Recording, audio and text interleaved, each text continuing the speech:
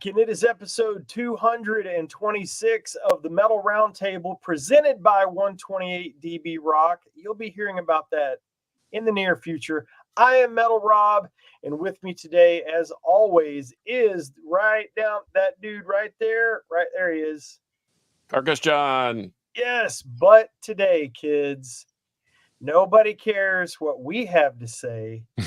You want to talk to that guy. We've got the great Steve Murphy from Rotting Corpse with us today, and we are going to cover a ton of ground with Steve. Before we do that, I want to say Scott can't be with us today. He had some unforeseen circumstances, and Steve is not going to be with us today, so we are going old school. It will be Carcass and myself, and I don't have really any shout outs to speak of today, so we can hit up Carcass for shout outs and picks of the week. You boys take it away. Okay. Well, by the way, I really love the new intro. Thank you very much.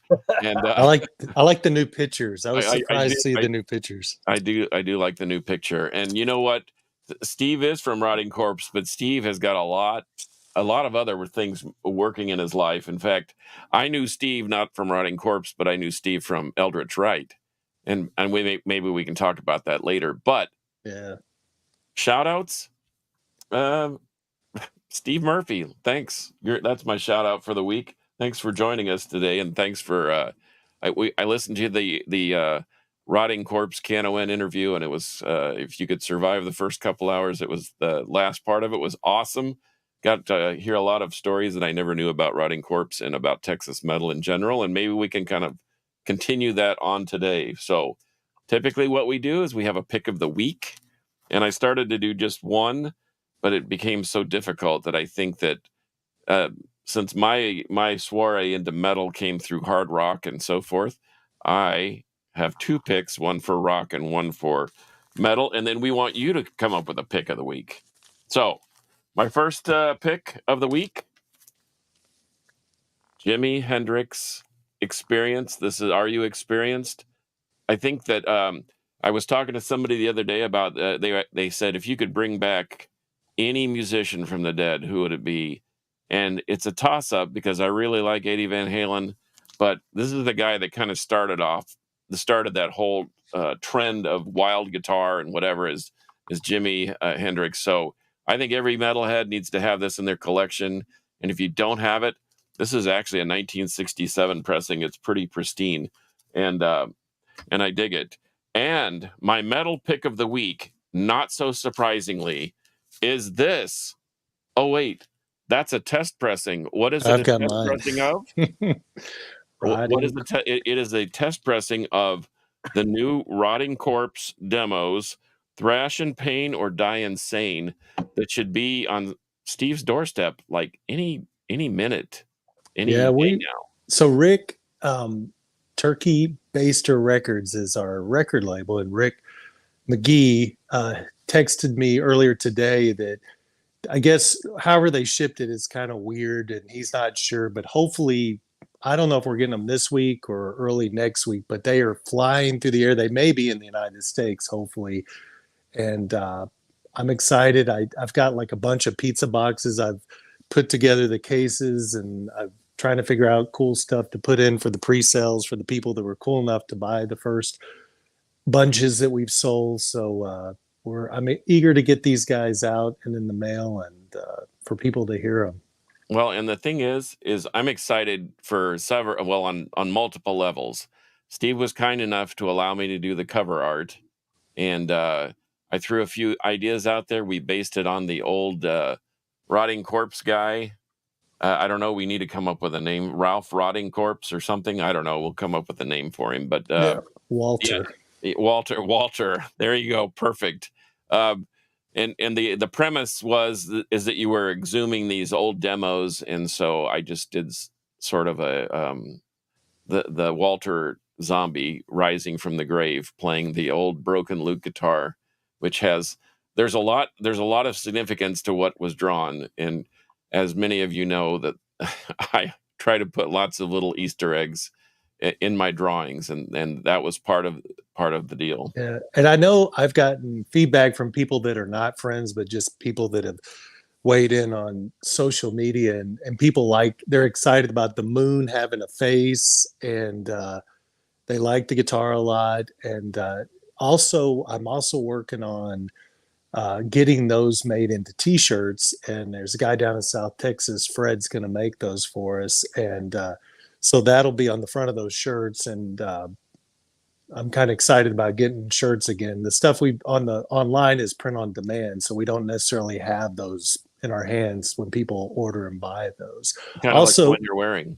Yes, this is one of the print on demand guys, which is a Carcass John design from you. When did you do that? Like 15 years ago or something? It was during the reunion. In fact, it was at the Rail. You played a show at the Rail. I think we kind of reminisced about this the other on Sunday when I saw you at Born Late Records. And I can't remember the reason why, but somehow I had this idea that that Rotting Corpse could easily be written in the Judas Priest font. So that's what I came up with. In fact, I think I went home that night and sketched it out and worked out all the angles. And I know there was a short run of them, some with white on black and some with red on black. I've got one of each, but I don't even know who did them and how I ended up with them. Fred in South Texas. Oh, Fred in South Texas did it? Fred in South Texas. I'm going to mess up his last name, but he apparently he's the one that did that run of shirts for Walt. Another funny story I want to say about the cover art for, I forget about it, but so I'd never really met Rick before. He just approached me about releasing Rotting Corpse on vinyl. And I've actually had several people approach me and, to try to do it. And for a while, when the economy was better, I thought, I could do it. But anyway, so this guy, Rick, approaches me, and I knew he's got he's got several bands he's done, more in the punk kind of rock kind of genre, Labrador Swede and the Thyroids and stuff. So I knew he was a real deal. But he's like, hey man, I want to do Rotting Corpse. And I asked around, nobody really knew him, but I thought, what the heck, and he goes, yeah, I want to get the guy from The Accused. What's that guy's name, Carcass? Oh, the artist guy and I love those early Accused albums. Yeah. The Martha Splatterhead things. Martha Splatterhead. So I'm like, yeah, dude, if you want to pay for that. And then he came back to me, we were kind of working on it and this is probably fall of 2023.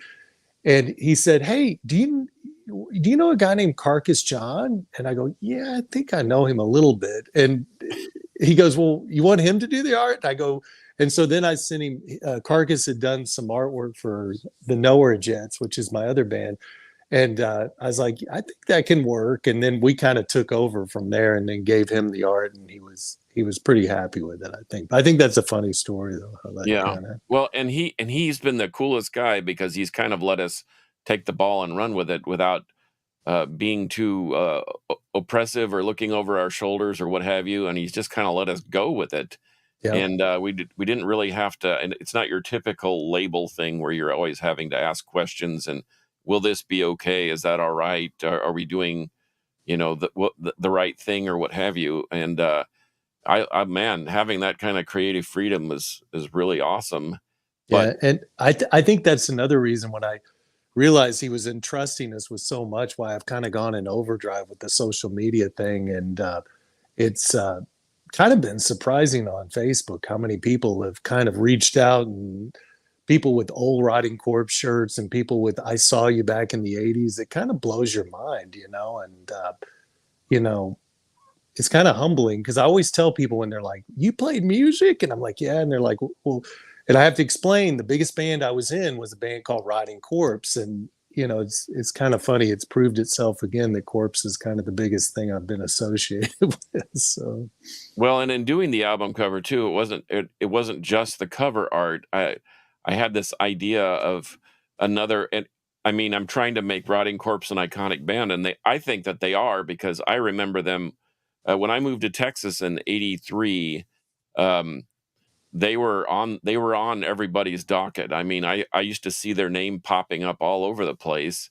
And as we graduated into the '90s, I mean, they were everywhere. They were with Watchtower and Gamacide and what have you. And so I wanted to make the album cover iconic, so to speak. And so I had this immediate thought when I was rummaging through the pictures with Steve. I mean, obviously, we wanted to pick out pictures that that depicted the era of each of the demos, because there are 3 separate demos. But there was one that stuck out, and Steve, maybe you can describe that one picture. But we made it look like, if you're familiar with the ZZ Top Tres Hombres album Gatefold, when it opens up, you just see that pile of Mexican food, and you don't even have to know what band it is. When that opens up, you know exactly. If you just saw that one graphic, you would know that that's ZZ Top Tres Hombres. So I did something reminiscent of that. So maybe you can take over from there and tell them the story about that. You're talking about the gatefold, right? Yes. Yeah. So yeah, and we approach that differently. I'll talk about that in a minute. But so me and Walt in 1990, it was kind of an interesting time because Luke had gone or tried to go to the military, and we had reunited with Dave Greider, and Dave Greider was the drummer on the first demo. And Dave's drumming's amazing. I mean, there's just no way to describe Dave. It's just amazing. And Walt got Dave back involved. I'm not sure where Randy was at that point. And then he recruited Scott Shelby. We went up to San Antonio and we did 4 new songs, which we wrote at that time. And one was kind of half written. And then we re-recorded the first demo. And the plan was that Rodney Dunsmore of Devastation was going to put that on vinyl. And God, how I wish that I wish there had been 500 of those things. But I think Walt ran off and did Death, hijacked Death and all that stuff he had to do, which was more important, I guess. But anyway, while we were doing that, we threw a bunch of crap on the floor at his house, and we took a picture of all this stuff. And that was going to be, I guess, the back cover was the thought we had. And how it worked with this project was Rick said he wanted the gatefold, and I'm like, okay, if you want to pay for that. But then I'm like, damn, what are we going to do? Are we going to do? So Rob's was holding up the Storm Spell release we did in the late 2000s. And on that one, it's a CD. So we did like 1 million pictures in the inside, and then we had like a big box.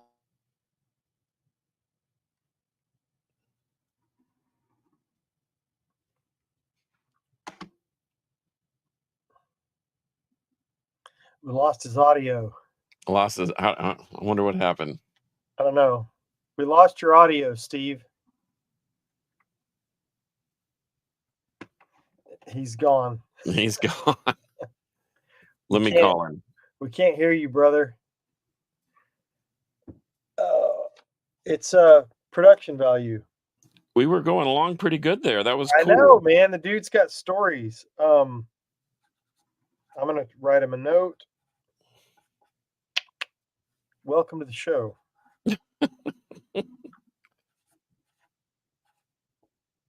Well, here, we'll see how fast it communicates. Oh, that's even better. I wonder if he muted himself. Man, he was crushing it on that story. Dude. Nothing. We need to have Francisco. Francisco knew the answer to the accused artist, which is no big surprise because I figured he would probably know. And he's been around as long as, well.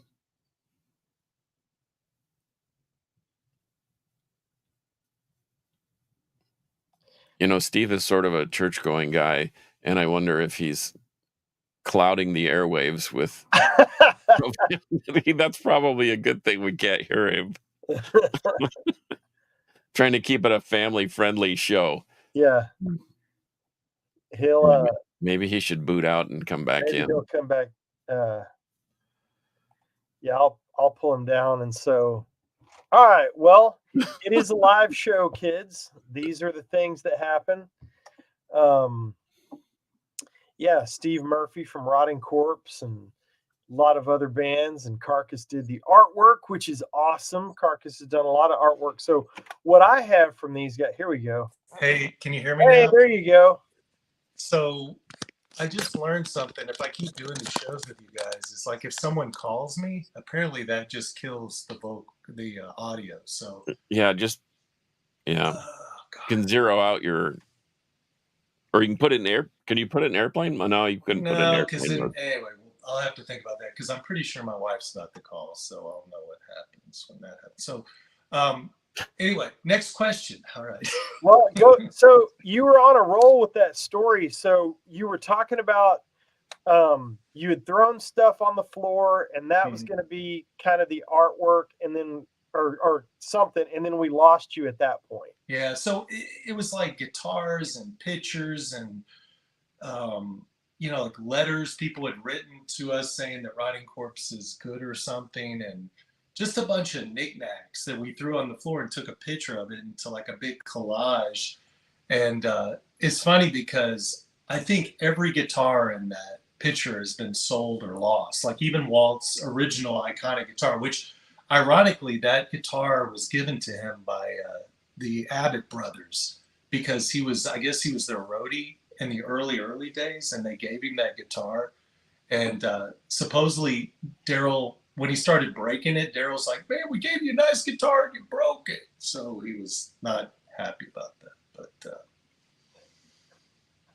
you know what? I think the original guitar. Do you remember that what was it? The Texas Metal or the Texas Music Museum that was in Arlington? I think that they had that because remember they had a special section. I just remember it being over by the Gamma Side Puncture Bubble Puppy display, kind of back in the corner, and I want to say that they had the original. Wasn't it pink? No, that may be Shelby's guitar. Oh, maybe that's the old, yeah. Well, so supposedly Walt was behind on his payments on a warehouse, and things got seized, and it was in the things that got seized. I gotcha. So anyway, that was like 20 years ago too. So, but next question.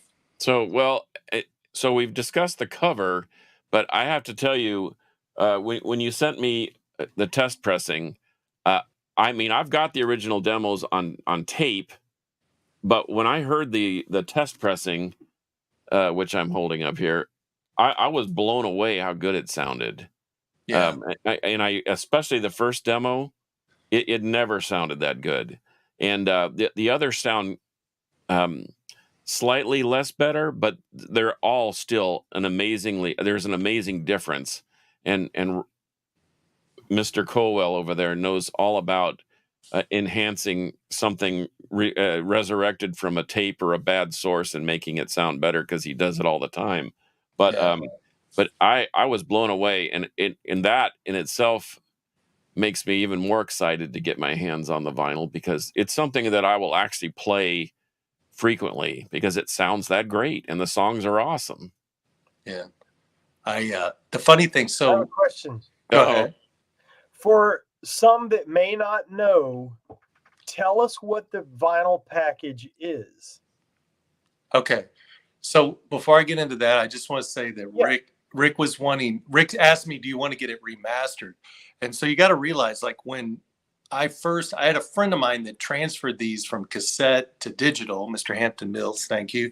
And we took those and somebody kind of did some form of mastering. And that's what came out on the CDs when the stuff I released in 2005 and then Stormspell in 2008 or 9, which was a small label out in California.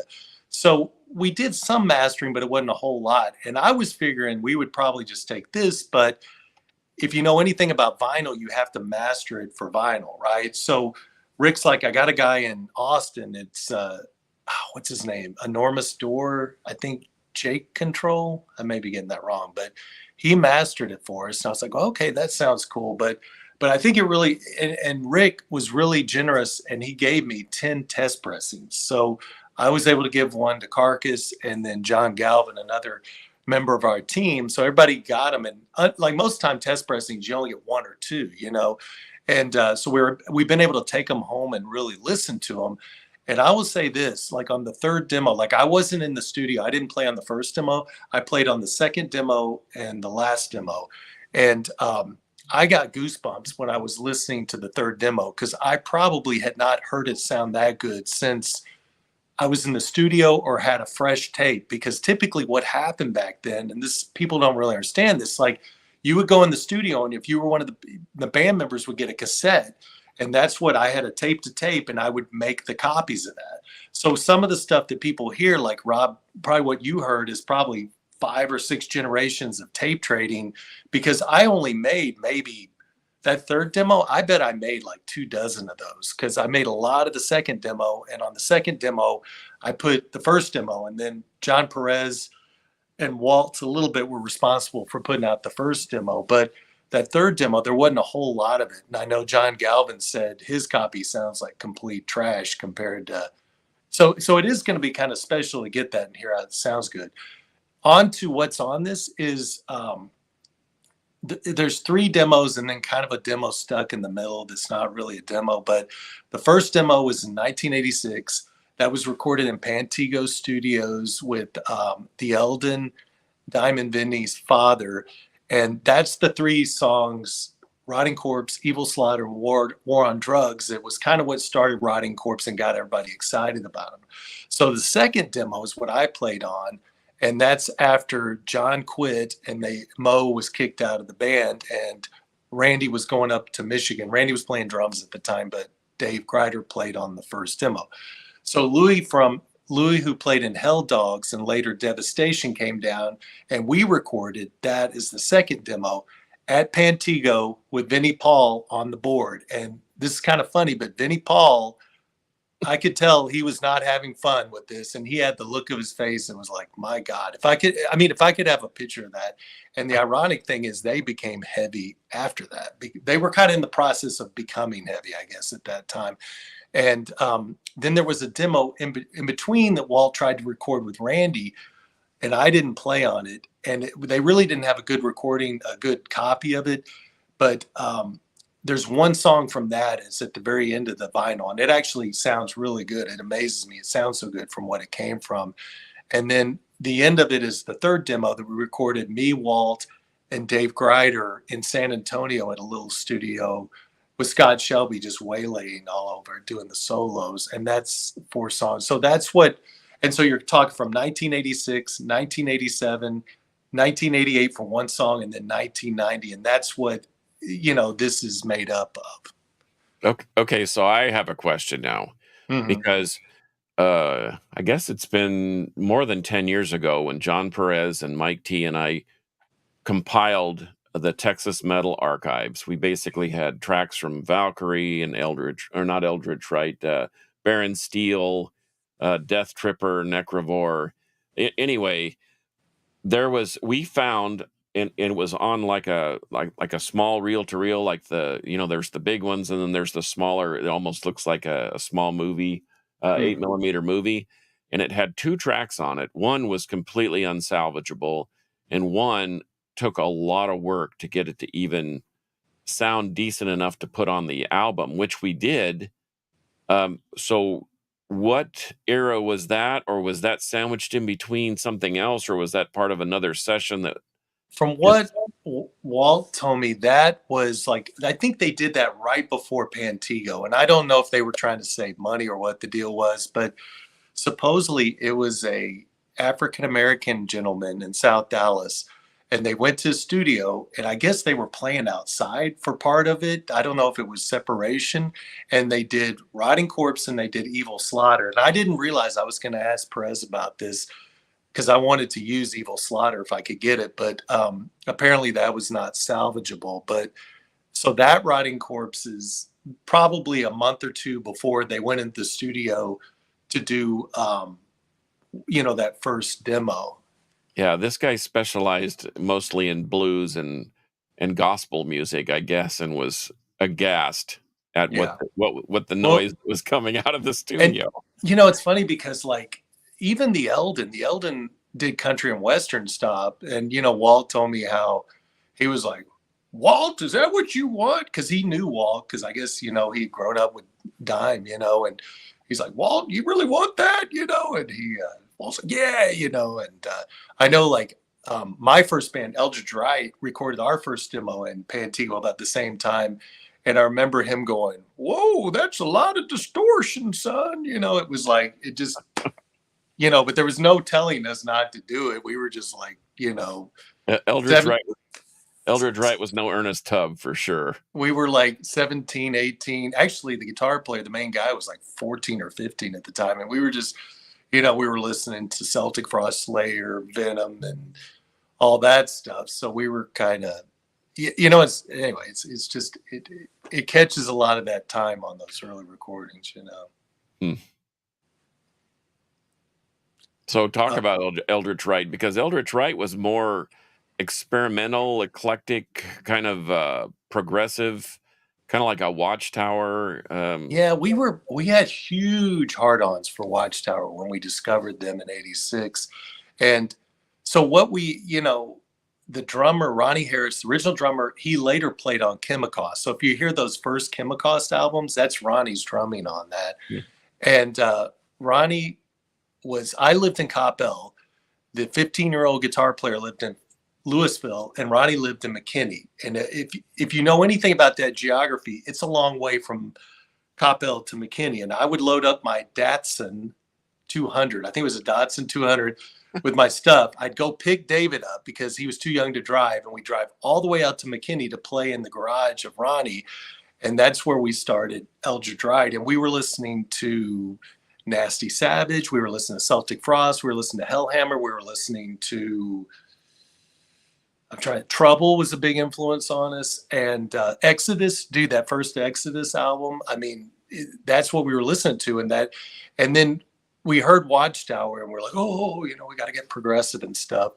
And because I was going to say, Eldritch Wright doesn't sound anything like the aforementioned influences that you were citing. But there is a modicum of heaviness. Don't get me wrong. Yeah. But it's very, very noodling, mayhemic metal. I mean, it's completely not like Bonded by Blood or whatever.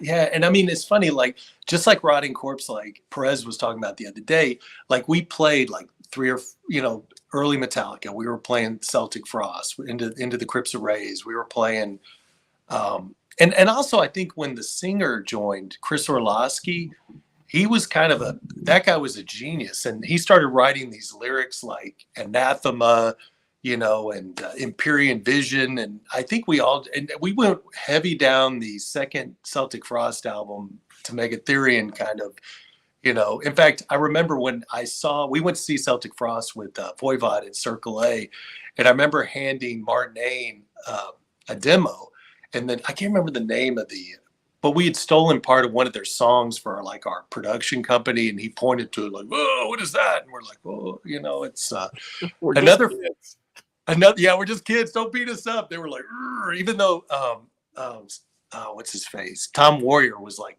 5 foot tall, dude, and like bone thin and stuff. But he was still, when he got on stage, man, he was just like, another funny story about that show, and it's a Riding Corpse tie-in, is Walt and John and them were all there.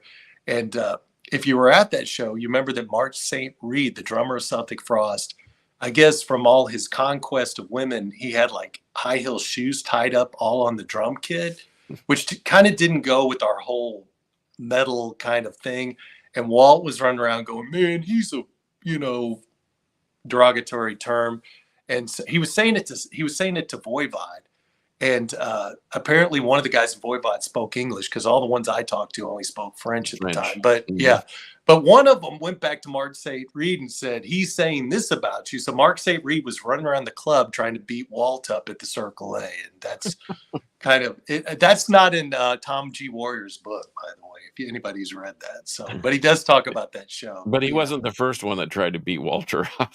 Yeah, I think I don't know if Walt's listening, but I heard we love you, Walter. Yeah, we love you. I heard what's his face from Pantera? What's the singer's name? I heard there was an episode with him at the basement where he tried to beat Walt up. Terry Glaze?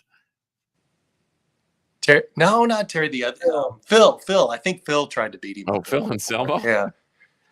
But that's not surprising. That dude will throw down. He'll throw hands anytime you give him a chance.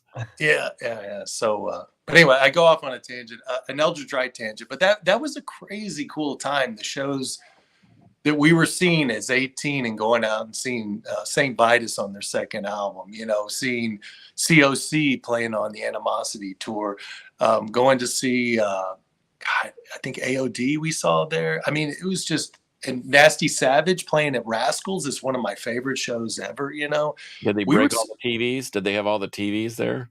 Yes. Well, there's a whole story in the TV thing, and I wish Perez was here to tell it. But supposedly so Rascals was really close to John Perez's home in Arlington, Burt Drive. I mean, like a 3-minute drive or something. So I guess, Nasty Savage was kind of going back and forth between John's house as they were getting ready for the show. And Nasty Ronnie needed the TV. So Walt, being Walt, snuck into the garage and grabbed a TV from John Perez's house and supplied that to Nasty Ronnie for the night's events. But John didn't know that was happening. And apparently his dad was looking for that TV at a little bit later time. So that's the other funny story about Rascals was a real low ceiling. I mean, the place, it's no surprise the place burned down, but the drummer would spit fire like Kiss. And I still remember I was standing there watching and they're rocking and I'm like, yeah. And the drummer gets up and he spits fire and he goes right along the roof line. And how that did not catch that place on fire is a miracle. And I know, like, what was it, that band that burned that place down and people died? I kind of thought, I thought about Great White in that time. And then the ironic thing is, I guess Rascals burned down like a month later or something like that. I only got to go a couple times, but Rascals tangent, sorry. I'm getting a complete Texas metal education because it's funny because I live in McKinney now, so I wonder if I'm close to where all this was happening. But back then, 86, I was living out in Bells, Texas, population. And that is a hoof away from McKinney even. Which is funny because it's only, 45 minutes or so away. But back then it was a world away from everything that was going on. So I love hearing all this. Please continue. Yeah. We were hanging out in McKinney, and dude, there's a McDonald's right by the highway there off 75, right? Mm-hmm. And we used to save up our pennies, literally like quarters and stuff. And after practice, go in there and we'd buy some cheeseburgers and stuff. So that's where Eldridge Wright would dine out for our very fine dining after we'd practice and stuff. But it was just a cool time. And, we didn't really think anybody was going to care about the music or anything like that. We were just like, we want to do this, we want to record, and then we'll go to college or whatever, but it was, and the other funny thing I'll say about Eldridge Wright, like, as I've been looking for material to put out about Rotting Corpse, I've been going through some of the old fanzines, and there's a really good site that I found an article, and the guy was talking about, I guess at the end of Eldridge Wright, Chris had quit to go to Austin to go to UT. And we'd had like Buddy Forsyth from Cynthia No sang for us a little bit, but we were still kind of trying to keep the band together at the end of 1986, I think it was. And apparently in this article that I had told this guy in a Danish fanzine that I guess Jason McMaster was going to be our temporary singer. I noticed that. So, and I kind of sort of remember that. And I think we kind of had a little bit of record label interest with this Ironworks or something. I don't even know if they were in Europe or what. But what happened was Ronnie decided, Ronnie and David were becoming more Steve Vai, Watchtower-y, and I wanted to stay heavy, like Celtic Frost and Hollow's Eve and things like that, and Exodus first album. And Ronnie decided unceremoniously he was not going to come back to go to UTA. We're both going to UTA at the time. He was going to go to Lubbock. So that was the end of Eldridge Wright. And it's kind of funny.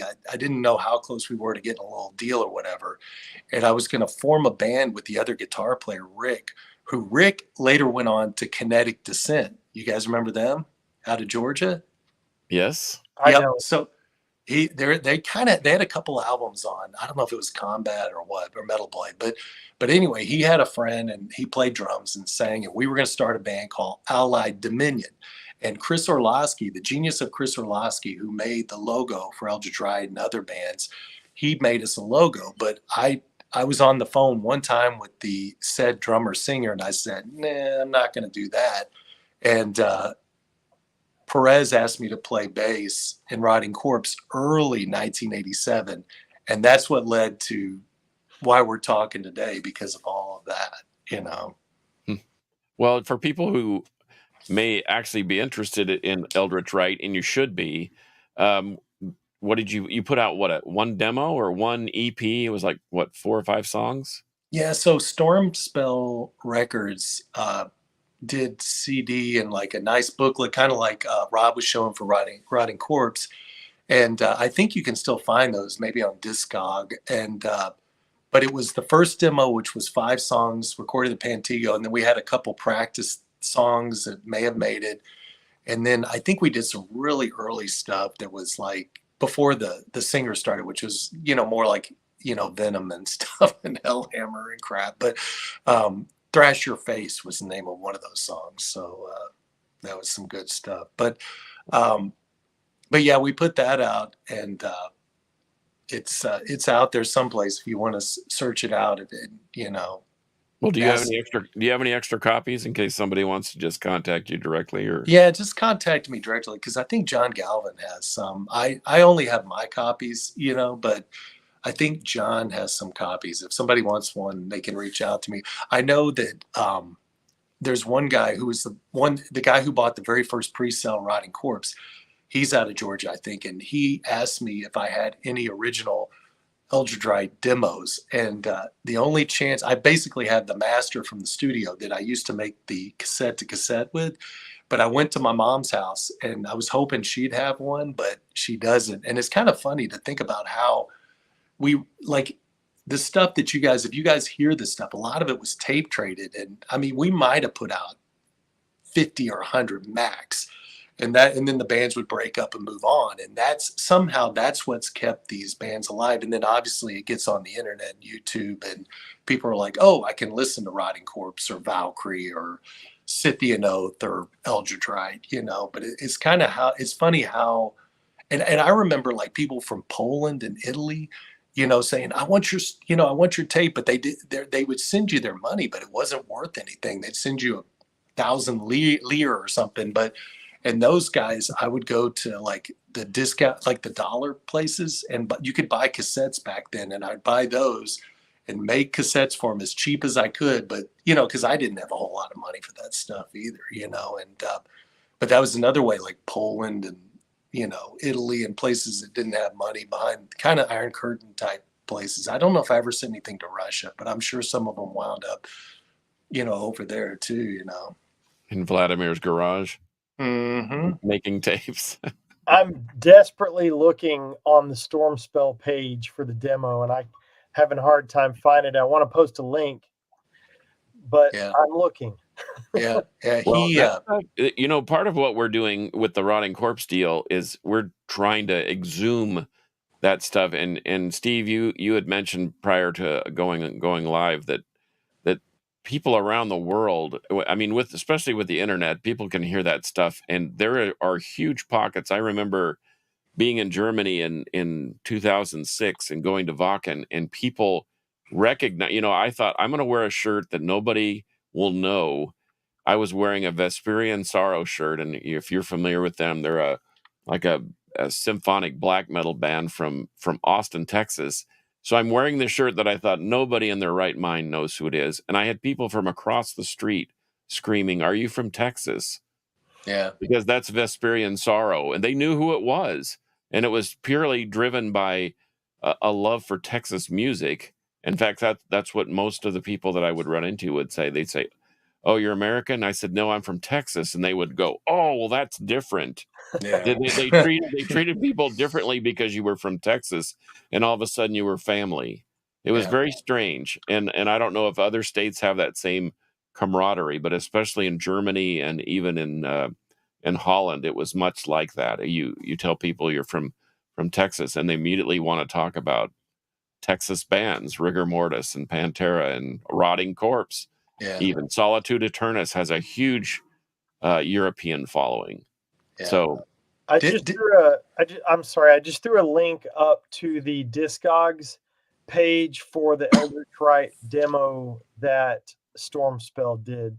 okay. There are some available out there, so definitely go support the Yeah, band. it's That's awesome. and I'm telling you, you know, based on Steve's description, I would have had no clue that those were your influences, because the the demo, what you put out, is very, like I said, it's very proggy and eclectic, and I actually kind of liked it a little better than the Watchtower, if I can be so bold as to say, and not just because you're sitting here, but because I just felt it. Maybe it was the added heaviness of those other influences.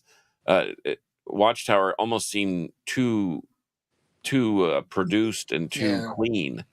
Well, I think we had already written all those songs when we were really starting hearing about Watchtower. So, you know, if we had done like a second demo, I think that probably would have been more Watchtower-y. But, you know, I was just learning how to play bass. And the funny thing is, like, I was a guitar player when we started, and we could not find a bass player. So I kind of became an enlightened despot and started playing bass. And I wasn't very good at guitar, so it wasn't that. It was probably better thing. So it's funny, like it's when I hear myself playing on that, I could barely play bass. Now, I think when I got to Rotting Corpse, I got a little better. You know, I could do a few things, but it's really raw. And it's funny, like the difference between like Pantera, where their dad was directing them from a real young age, and how they got up to a certain level. Like Eldritch Rite was kind of the other way around, where we were just, sons of engineers, right? And sons of people that, we weren't like music people, but it's kind of how we threw it together. And so it's kind of rough, and I don't know. It is what it is. And Well, speaking of your bass, when I go to shows, I notice things like equipment wise, instruments, the type of drum kit or whatever. But you play a Rickenbacker, and you've been playing a Rick for I don't know how long. Did that start like early on? Because those were not common unless you listened to Rush and saw Geddy Lee playing a Rickenbacker. But have you always played a Rick, or did you start doing other things? I started with a PV bass when I got kind of drafted. I think I stole my old bass player's bass. Sorry, Craig Stricker. And then when I graduated from high school, my mom said, "You can pick something out." And we went to, I think it was, oh God, what was it called? I can't remember that place, Lightning Music in Addison. And we went in there, and there was a Cliff Burton red Rickenbacker. And I said, "Mom, I want this." I still think it was like almost $1,000 even back then. And she said, "You can have that." And so that was what I picked out. And, they're not the easiest basses to play. In fact, I've been trying to play bass a lot and get caught up in case Corpse plays any shows. And it's not the easiest bass to play, but it has a distinct sound. And I actually sold the original bass sometime in the early 90s. And then in 2005, when we started playing again, I went ahead and bought another red Rick, which I still have that one. It's sitting over there in the corner and stuff. But it's a very distinctive bass, and it goes back to Cliff, in the early days, and it goes back to Geddy Lee, and even like Paul McCartney used to play a Rick a lot, right? So it's So before we start to run out of time here in a few minutes, I believe you had a couple of picks of the week. Oh yeah. I lost it. Go ahead and do the picks of the week, the picks that you brought to the show, and then I'll think of what the other question was. So this I purchased. Where did I buy this at? Carcass? St. Marie. We were waiting for Born Late to open, and I said, well, we could walk over to this other place because they're open, and you didn't even know it existed. So anyway. Yeah. So I kind of felt like picking up Spiritual Healing by Death, which I saw Death on the when they played, I guess that was 90, they played at Joe's Garage, and that with Devastation. And it's so funny. Like, I mean, Chuck just had these beautiful baby blue eyes, and you look out there and go, it was just, and they were great. That drummer, what's his name? Bill Andrews. Bill Andrews. He was amazing. He's what, like drummers that blew me away. And he would keep time by opening his mouth. But anyway, and so I just figured I'd pick that guy up because that was spiritual. I actually have a funny story about that night, Steve, because I was there and I was running lights for Devastation, and we had gotten there early. I was living in Longview at the time, and I had just made their acquaintance by writing letters, and I had an underground magazine called Hepatitis News. Right. And I think this was right after they recorded Idolatry. Okay. And somehow we got connected through that, and I'd known Ed Vasquez, the bass player, for a long, long time. But who is an amazing guy. I love it. Yeah, he is an amazing guy. But we arrived early. I was with a world record holder in the power lift at a certain weight, John Inzer, who is still a wildly successful guy in that industry. He had never seen a metal show before, and he said, "I want you to take me to a metal show." Wow. So it was Death, Devastation, and I think Demolition Hammer was on that. I can't remember. Yeah, I remember it was one of the first gigs that James Murphy was playing with Death. And anyway, we showed up early. It was like 4 p.m. because I didn't know how long it would take us to get there. And of course, Joe's Garage is on the far, far west end of Fort Worth, and which seemed like being in another country. And most of the roof had been ripped off the previous night by a storm. And I had all my tools in the truck, and Ab Grieg was there, and the famous Ab Grieg. We could touch base on him real quick, but he basically bought that place and fixed it up so kids would have a place to play music, a safe place to play music. I don't know how safe it was, but man, it was. You name a band and they probably played there. Morbid Angel, Sepultura, any of those. Anyway, long and the short, I said, I've got tools in the truck. We can, if you go get some plywood, we'll button this place up and it'll be road ready by the time the bands start arriving. And so everybody pitched in, and you can still see, I have pictures of Devastation, and you can see the fresh planks of plywood in the background, and where that part of the roof behind the stage was ripped off. But man, what a show. And my friend all the way back to Longview just shook his head and he said, "Metal is amazing." He just kept saying, "Metal is amazing." Yeah. and it did prevail that night. But I distinctly remember that particular show, and I remember Louis showing me how to run the lights, and he said, just do it like this and we'll be fine. And I just, oh man, was Louis was roadieing for Death, right? For Death, and then Devastation had that guy that played on the last time, I forgot. Dave Lozano, right? Dave Lozano was a great drummer, yeah. And the funny thing, before we get off, we have to talk about how that, I don't know how many months later, turned into Death going to Europe.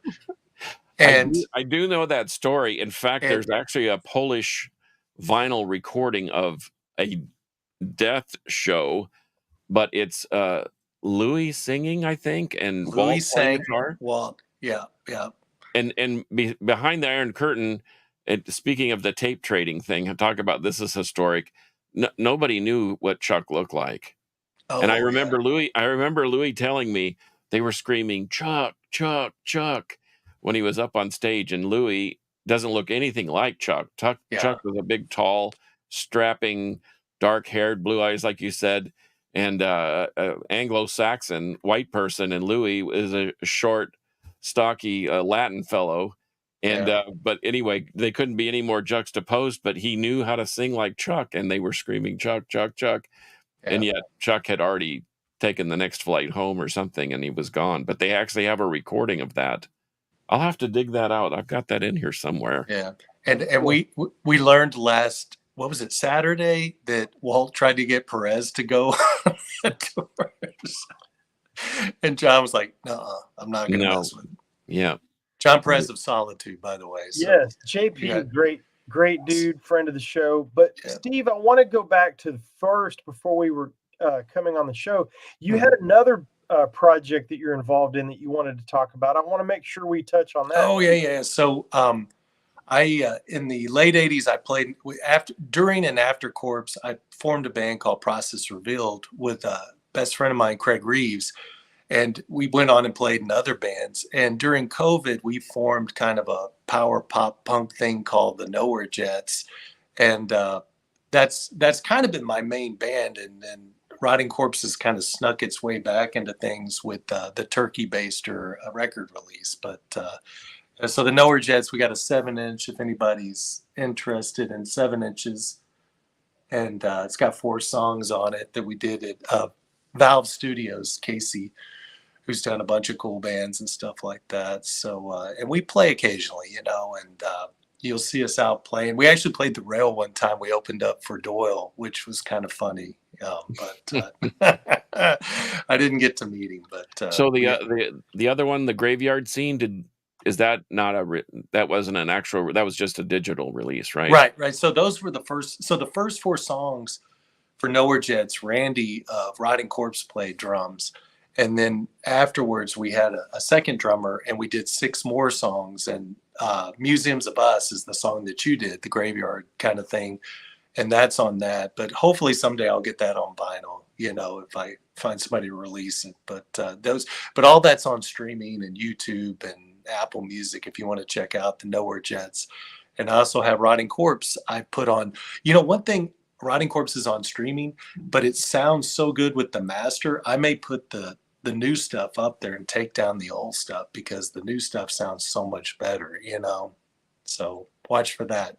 I have a lot of homework to do. I have a lot of listening to do because I have this, but now I want to hear the newly mastered vinyl. And I just posted a link in the comments for the Nowhere Jets if you want to check out the pop punk 7-inch project.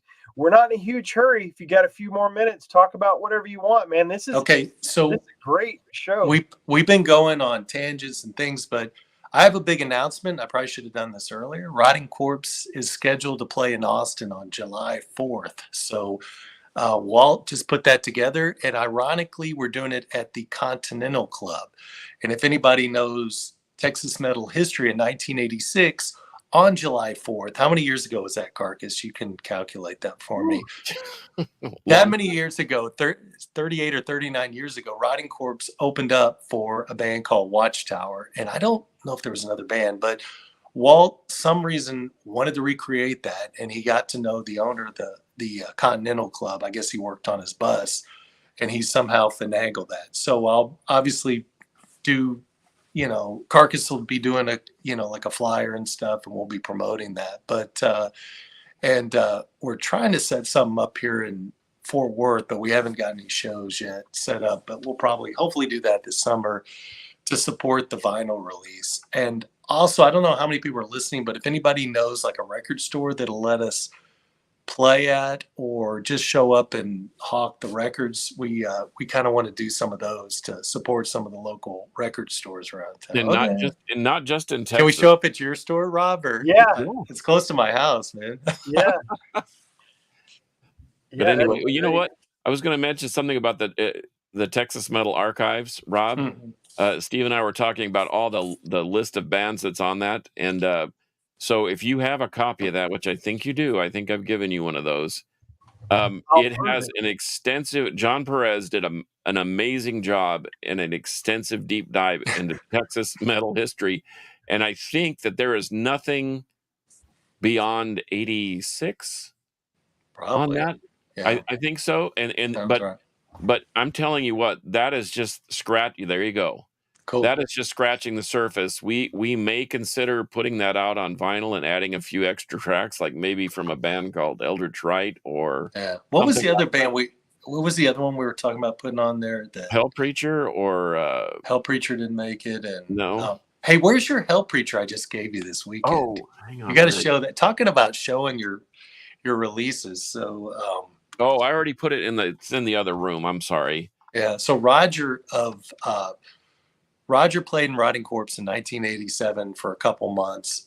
He actually played the Dark Angel tour, and a little bit afterwards when I quit for a bit.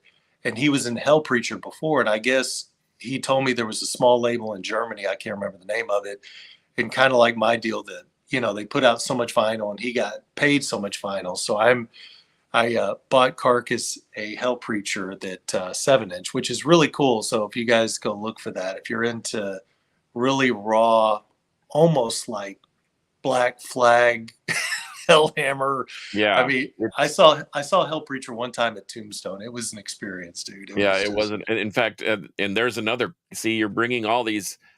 I used to drive when I moved to Houston. Well, I was in Texas, or I was in Houston first. I used to drive to Dallas because that's seemingly where the scene was, and I know in Houston had some places like Backstage and Power Tools and the Engine Room and Numbers, but I mean, this is where Texas metal history was allegedly taking place. So I would drive up here, and man, the Tombstone, I got to tell you, I don't know what people would have expected if they didn't know about it already, but that was raw dog, man. That was a pretty stark place to play, but there were huge shows there. The most electrocuted I ever got was playing a Process Reveal gig that I touched the mic with my bike, and I got like this blue shot. It was very not up to code, and it was okay for guys because you just go out in the field to do your business, but for women it was kind of tougher, to take care of your business. I don't think the bathroom ever worked, but it was just like a warehouse, and the stage was like literally these crates that I was looking under it one time going, how are we able to stand on this when we play? I mean, it was just so kind of thrown together. And I guess it had been a Tombstone factory at one point. And there's tons of stories about, Jerry Warden booked there. So there's a lot of interesting stories. That's where Bruce got stabbed out in the field and almost died, was at the Tombstone factory. Oh, yeah. Bruce Corbett of Rigor Mortis. I mean, it's kind of amazing that he didn't die when you hear that whole story. I don't think I was there that night, but I think that's in their documentary, and who knows if the second part will ever come out. I hope it does.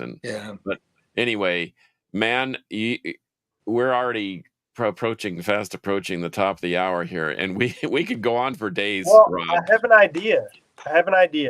Mm-hmm. Steve, you have easily soared into the top 5 guests that we've ever had. For real? I appreciate you coming on. Here's what I think we should do. You guys should put your heads together about Texas metal, get some demos together, and in another 2 or 3 weeks, let's come back and let's do a special episode about more Texas metal. Let's get Francisco on, and let's do a Texas metal and extreme Texas metal episode. Yeah, and I think I don't know if Perez will get on it, but Perez is good, and maybe even get Ronnie from Eldritch Tried. I might, if I can get them to call in. Well, this is a round table, so let's just get as many. Let's get a few guys. We can. What does a live stream allow us to have? Up to 10? That might be. That might be kind of rough, but it is cool to hear these stories. And what's funny is like, some of this stuff is like coming to me, and I hadn't even thought about this stuff in like 30 years or whatever. So it is kind of funny and I think it's the same with John when he's talking. Sometimes like, oh, I haven't thought about that, and then it kind of comes out. So it's a very undocumented time, and it happened so quick, man. It was like a couple years, and we were out of that magical period, and we were into grunge, and it was so different from 85 to even 88 or 89. It just wasn't the same. From what I experienced and stuff. Well, maybe when the vinyl is actually in your hands, or in our hands, I should say, then maybe you come back on and we do something that expands on that whole scene back then. Because I mean, I started rummaging through boxes because, as you know, I'm trying to make room to bind 2 lives together, and I'm finding these just terribly wonderful flyers that have all these iconic names. Yeah, we could talk about that for days too, with Rotting Corpse and Watchtower and Gamacide and Rigor Mortis. In fact, that's kind of how I discovered Gamacide. As I came up here, and I think it was Granada Theater, maybe Rigor Mortis was playing there, and that's who I was coming to see. And then Gamacide came out and blew doors on the place, and I'm like, oh, there's my new favorite band, I guess. But all that being said, like you said, it went by so quickly. But man, we should probably do that. Let's maybe plan in a couple of weeks and we could segue that with the new release and actually show them what it looks like. And I think it's I can't wait because this has been a very, very meaningful project for me. I mean, all of them are, but when you can resurrect something from the past and it is and it's so iconic. And see, I think you're iconic. You're like you're like the ZZ Top of underground metal. We're definitely old, that's for sure. So that's we are old. And we need stories. And the thing that I love about music, I follow this guy on TikTok whose name is escaping me. Oh my gosh. But all he does, there's a couple of guys, and all they do is tell music stories. Yeah, dude, Corpse has so many crazy stories. Yeah, dude, there's so many nuts of stories. I was telling John even before the show, I said, man, I'm a little nervous because I don't know a ton about this. I just, I have the CD, but I don't know much about the history. And I was reading it feverishly before we came on. But that's the thing I love about metal and having good guests on that tell stories, because it doesn't matter if I know or not, an interesting music story is an interesting music story. And to me, today was just a gold mine, and I had no idea what was coming. Yeah, cool. Hey, and one thing I want to bring up real quick is, and I wrote it, I don't know if you can see this, but our website, we do a store. I don't know if you can read that, but Carcass, I got a lot of Carcass's art on, and also you can buy the pre-release of the Rotting Corpse here, and a lot of Carcass's artwork on t-shirts. And I think I negotiated to get the Metal Roundtable shirts on this site too before the show. But anyway, go here to check out what we got, because right here we're trying to get together, the old Texas bands. Joe from Valkyrie said I can put his shirt up, and I'm trying to talk Rick into letting me put Gamicide stuff up there, but I don't think I've gotten that quite yet. But and I just want to put a place where we can sell stuff and people can learn about the old bands and possibly monetize for the guys that made the music back in the day. So it's not, I don't know if I've really got to where I wanted to on it, but that's kind of my lofty goal with that site, But it is a labor of love, and I'm telling you that period of music is, it should be written about. It should be that story should be told. I mean, and it's not just because I was involved in it or I was experiencing it, but I think it's interesting enough for everybody. Yeah, but, agreed. Music stories are music stories. So see, this sends me down a rabbit hole of stuff that I'm going to listen to and read about. I would love to hear more about the Pantego sound experience, because being a studio guy, I tried to talk my way in there one Saturday afternoon back in probably 92, 93 to go see what was going on, because I knew that was an iconic studio where Pantera recorded and all that. But right. So it's 24 track, 2-inch tape. And the funny thing, like side 1 is demos 1 and 2 that are Pantego for the Corpse still. And then side the third demo was like, it was that studio in San Antonio, and it was like 1-inch tape, and you can tell the difference. Like, Pantego was a decent studio, and you can. So when you get that copy, I want you to listen to that, because it's you can just tell the fullness of the first 2 demos versus the third demo is good, but it still doesn't quite get that big sound. And and it was their home studio, and that's kind of helped Pantera to develop into what they were, So, and I think go ahead. Sorry. Oh, no. It's okay. It's hard to not cut each other off. Go ahead. No, but I mean, but yeah, we could definitely talk about studio stuff, and I don't know a lot of I just knew that the other funny thing, like back in those days, you would get reel to reel with your masters, and unfortunately, I got rid of all my reel to reels, and I think Walt lost the stuff he had, but that's another miracle that you're hearing this stuff and it sounds good. We didn't even go from the reel to reel to digital. We went from cassette tape to digital, and then somehow manipulated it from there to get what you're listening to now. And that shows how technology can be, I guess, a good thing sometimes, right? Oh, so. For sure. Well, definitely let's reach out to Francisco and let's John Perez and Texas Metal demo flyer museum going on. Yeah, let's archive it all here. This is great. I really appreciate it. Tony, I want to let you know if you're still watching, just because we're live, I want to remind everybody you can come back and watch the show. Every single show we've ever done is archived on our channel, and it does it immediately when we're done. So you can go back and watch anything we've ever done on the YouTube channel. So yeah, Tony, don't fear not, brother. We got we do appreciate the live interaction. Yeah, the live that's interaction. Sometimes what drives the show. Yeah. You can see me panic when I lost my audio because my damn guitar tech called me from Austin. So. But he needs to fix the Rickenbackers. So production value. That's all it is. Well, Steve, very nice. Yeah, so, that's beautiful. And then I knew I was going to do that, but anyway, so this is the this one's 2005, but yeah, these are just. You played that one at the San Antonio show at White Rabbit with Hellstar. Well, now you need to play Rotting Corpse riff on that real quick, don't you? Oh gosh, I don't know if you can hear it, but.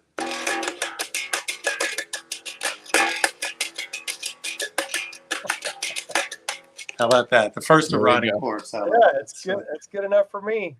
Well, Steve, I want to thank you so kindly for coming on the show. It was amazing. The hour flew by, and I was nervous about the show just because I wanted to have enough to talk about. And you crushed it, man. That was awesome. Yeah.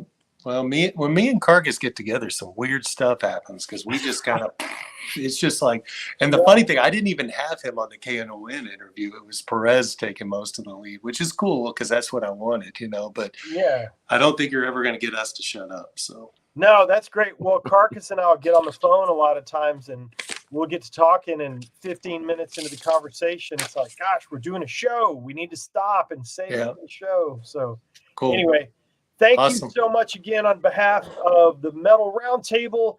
This is Metal Rob. You can follow me on Instagram at Metal Rob's Records, which is mostly my record store. You can follow Carcass John at Carcass John Art. And then we've put up a couple links for Steve. But if you got something easy you want to tell him how to get to you?